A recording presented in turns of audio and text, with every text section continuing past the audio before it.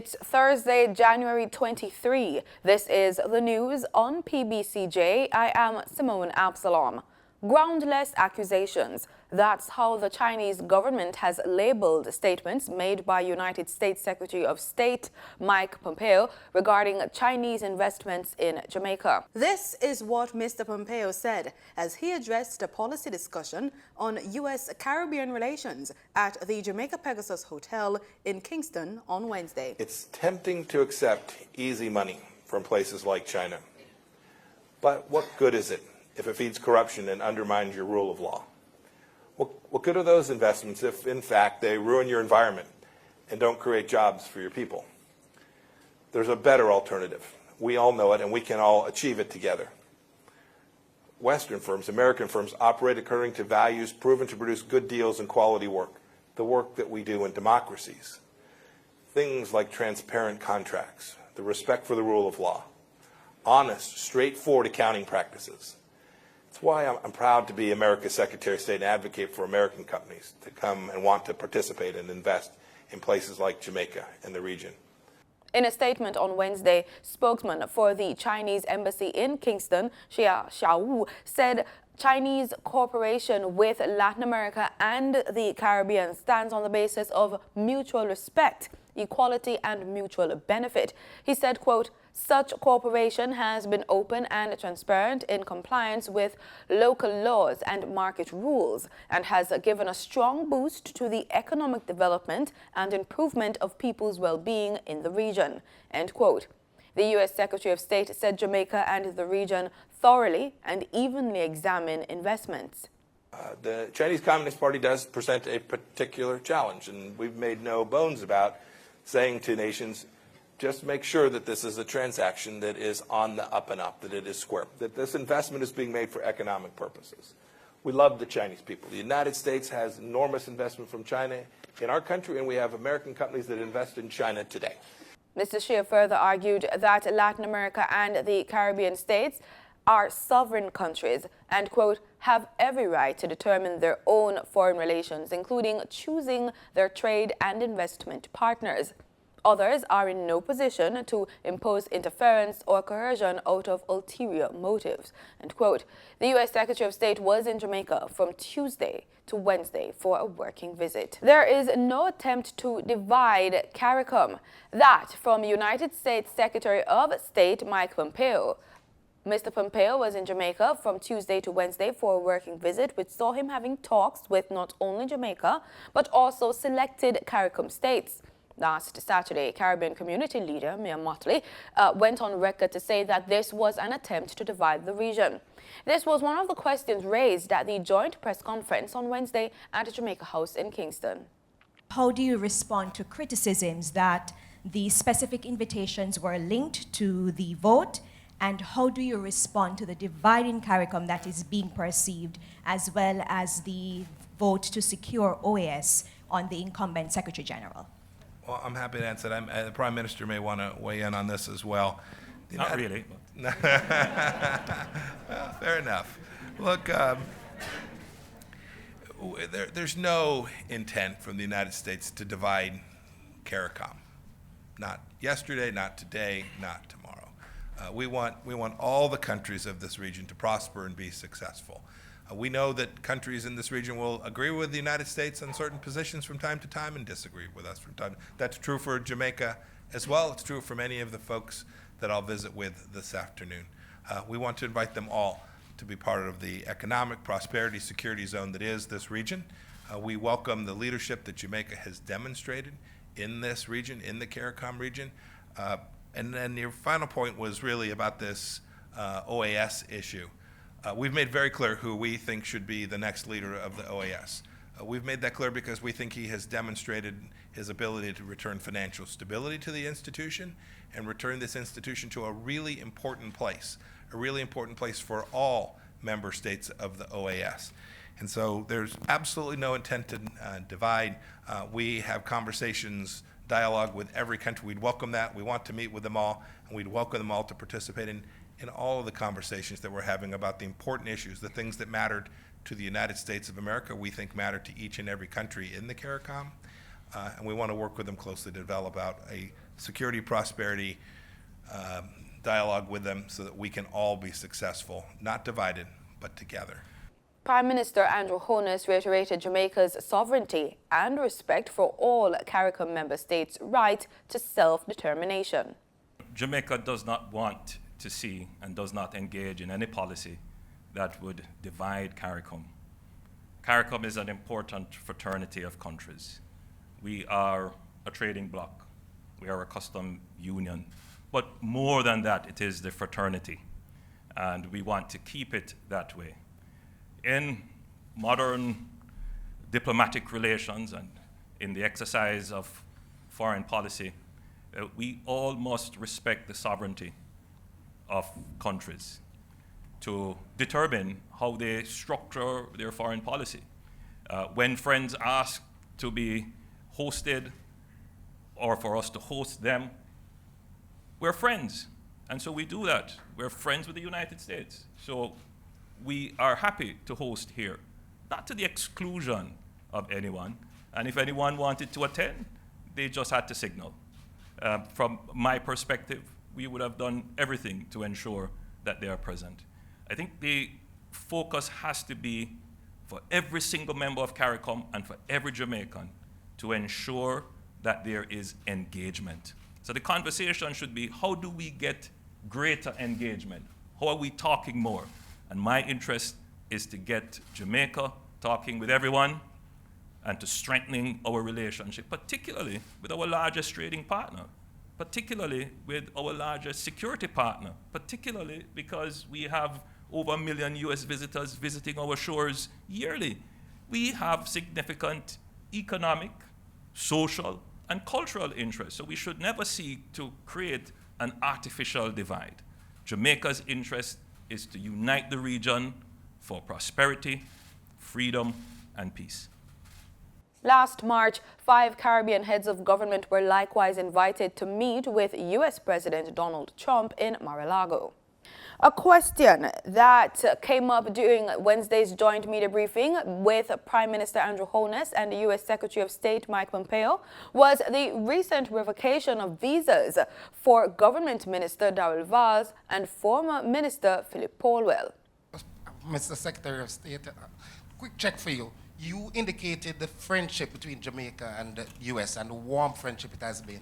But in recent times, the U.S. has canceled the visa of one cabinet minister and a former cabinet minister with no explanation, which has made Jamaica seem like a corrupt state in the international eyes. Can you respond, please?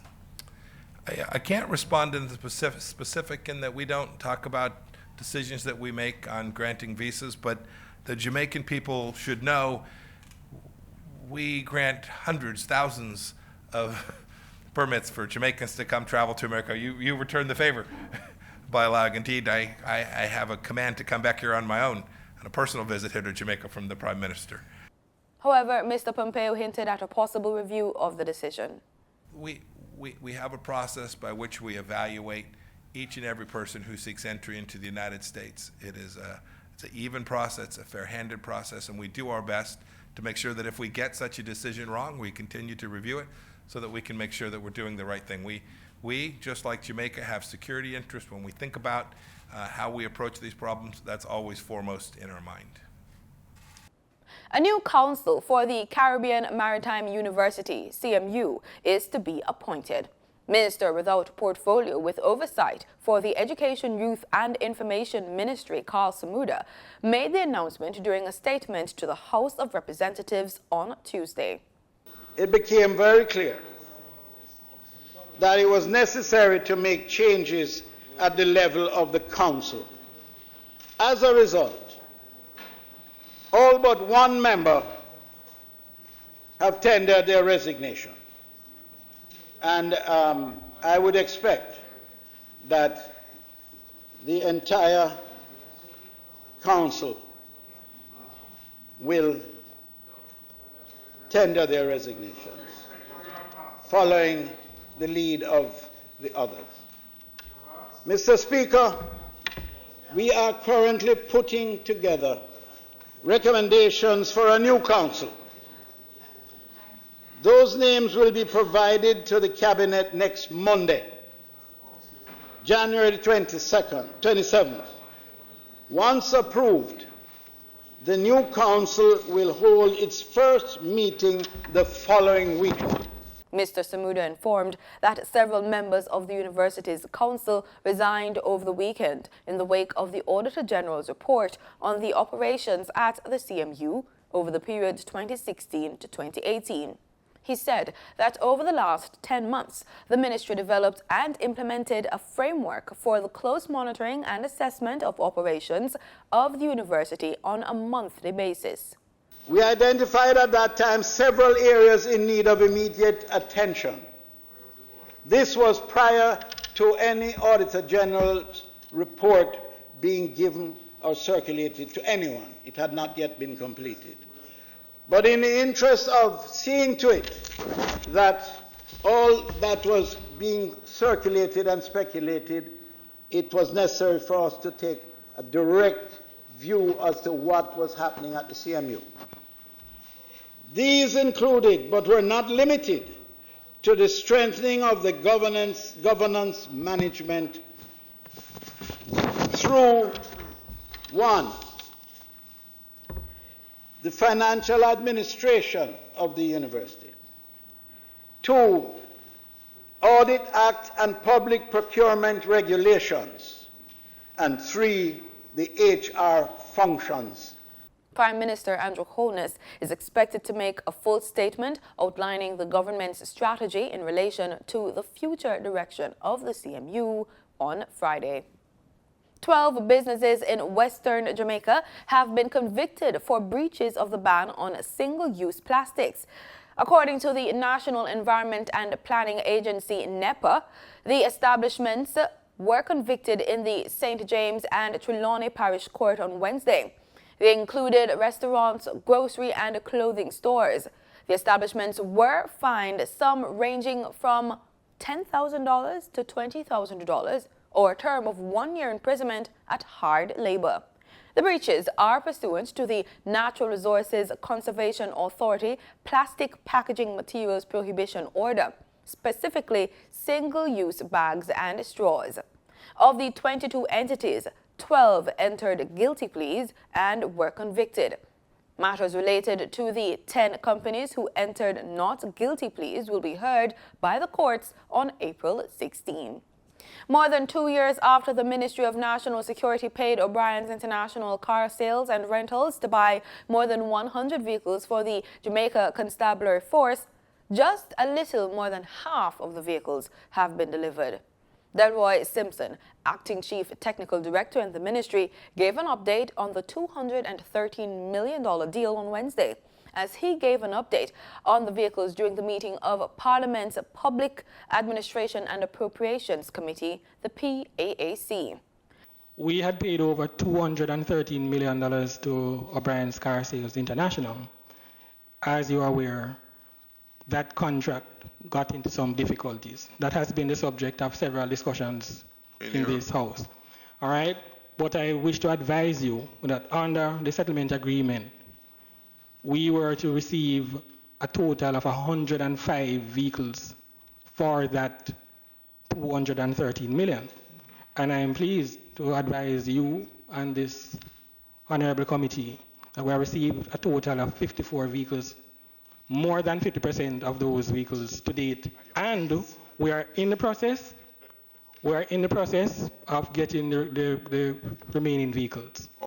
But PAAC member Fitz Jackson was still displeased and questioned whether the remaining cars would be handed over to the government in another 3 years based on the already lengthy delay.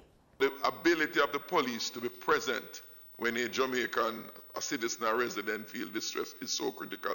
And that's one of the reasons why I'm belaboring the point about the vehicle, the adequacy of the vehicle, and not only the adequacy of the vehicle, but the functionality of the vehicle.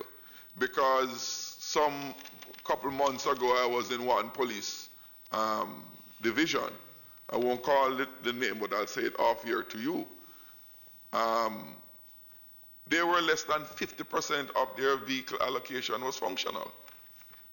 Now, when you look on paper, they will have enough or significant number that they need, but half of them not working. Half of them is in the shop more than they're out working. Tuesday, February 11. That's the date set for the opening of Parliament for the fiscal year 2020 to 2021. The Governor-General will deliver the throne speech in which he will outline the government's priorities for the new year, which begins on April 1. Leader of Government Business in the House of Representatives, Carl Samuda, says the 2020-2021 estimates of expenditure will be tabled in the afternoon on the same day, following the ceremonial opening of Parliament. Samuda also informed that the House will be prorogued on Monday, February 10. Prorogation marks the end of a parliamentary session. It is the formal name given to the period between the end of a session of Parliament and the state opening of Parliament. The Office of Disaster Preparedness and Emergency Management, ODPEM, successfully conducted an earthquake drill in New Kingston on Wednesday to sensitize the entities on what to do in the event of a tremor.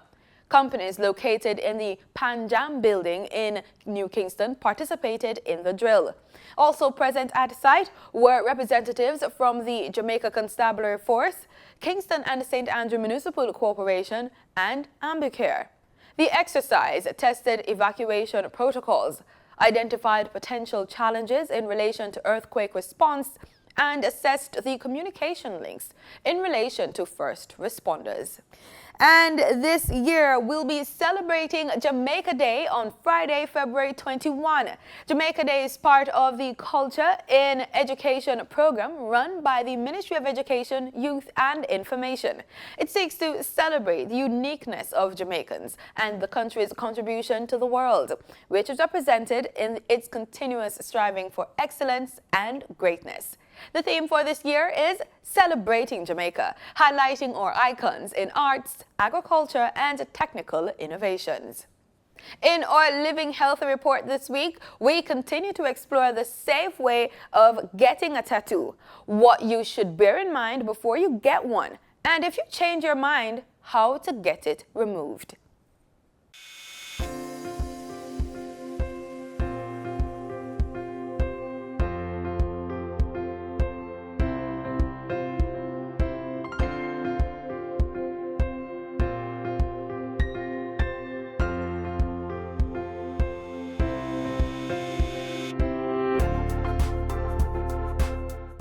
Does it hurt to remove a tattoo?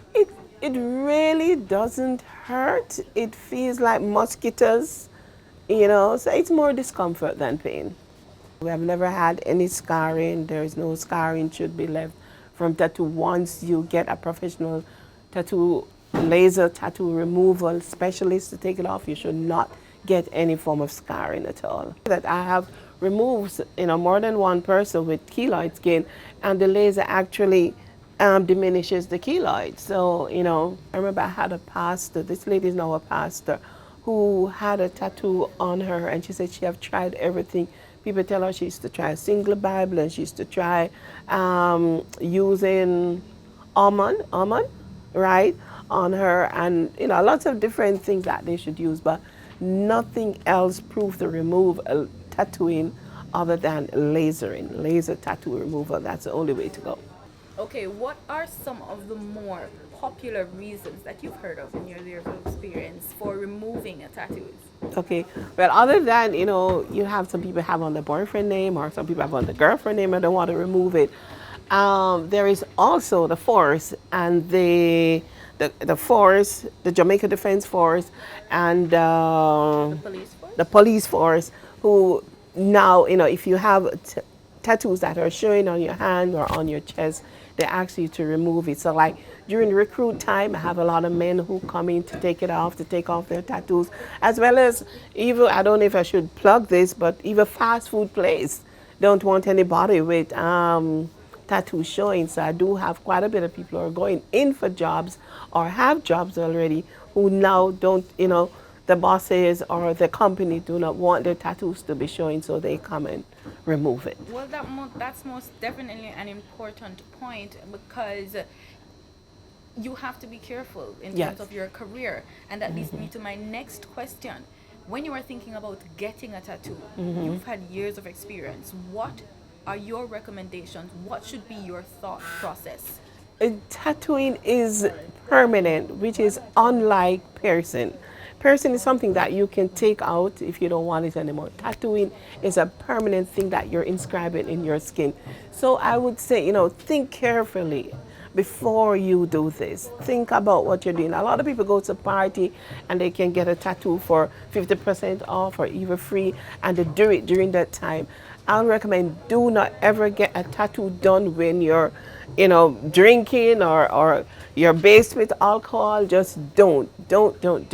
Wait until you're in the right frame of mind before you do this, as well as think about your job. Sometimes you may not be employed now or you're doing your own business, but even when you're doing your own business, you can get a drawback when you go to a client for whatever reason. So you have to think about it, and if you have to do it, if you think you have the urge to do it somewhere that your clothes can cover up. Don't do it in your face and your arms where it On your head. can be on your head and I'm going to be using a 1064 NM head top to remove her tattoo. Because it is black, we have different heads that we use. So this is for black, the 106. If you look here, you see 106, as well as on the machine you see 1064 ml. Right, so when we go into colors, then we go into 532 ml. All right, so we set it for 500, energy 500, frequency 4, and then we're going to get our machine started up. We're going to put on our protective gears. Okay, so put your glasses on, and I'm going to put my protective gear on, and this basically help to prevent the laser from damaging the eyes. So what is good, this is a small tattoo. So you see the machine basically taking out the black. So this is small. So in a matter of minutes, this will be out.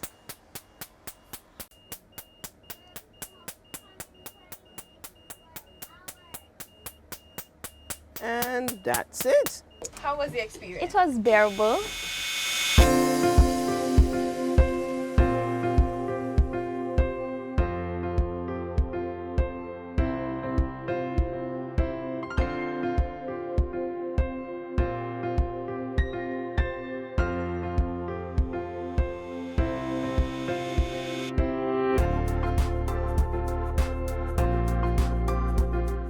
The US dollar is being traded at $140.57, up by $1.60. The Canadian dollar is being traded at $109.92, up from $108.37, while the British pound sterling is being traded at $181.12, down from $182.38. That data comes from the Bank of Jamaica's daily exchange trading summary. The regional news now. Antigua and Barbuda supports the position taken by CARICOM Chair Mia Mottley in relation to Wednesday's meeting with U.S. Secretary of State Mike Pompeo with select Caribbean leaders in Jamaica. Mottley had labeled the talks as divisive. While in conversation with Loop News in Kingston, Minister of Foreign Affairs Chet Green said Antigua and Barbuda wasn't among those invited, but they wouldn't have attended the meeting even if they were. The government, he says, fully supports and identifies with the sentiments expressed by CARICOM Chair and Barbados Prime Minister Mia Mottley. In sports, we take to the track as World Under-20 double sprint champion Brianna Williams will be aiming to go faster when she competes at the Queen's Grace Jackson meet on Saturday in Kingston. Her coach, Otto Bolden, says the decision is yet to be taken as to whether Williams will compete at the World Indoor Championships in Nanjing, China in March. Williams is expected to face World Championships representatives Natasha Morrison and Sasha Lee Forbes in the 60 meters at the Queen's Grace Jackson meet at the National Stadium. And over to cricket. Former West Indies fast bowler Courtney Walsh believes that the under-20 squad has what it takes to mount a serious title challenge in their ICC World Cup campaign underway in South Africa. The young West Indians are off to a strong start in the tournament, leading Group B with 4 points after wins in their first 2 games against Australia and England.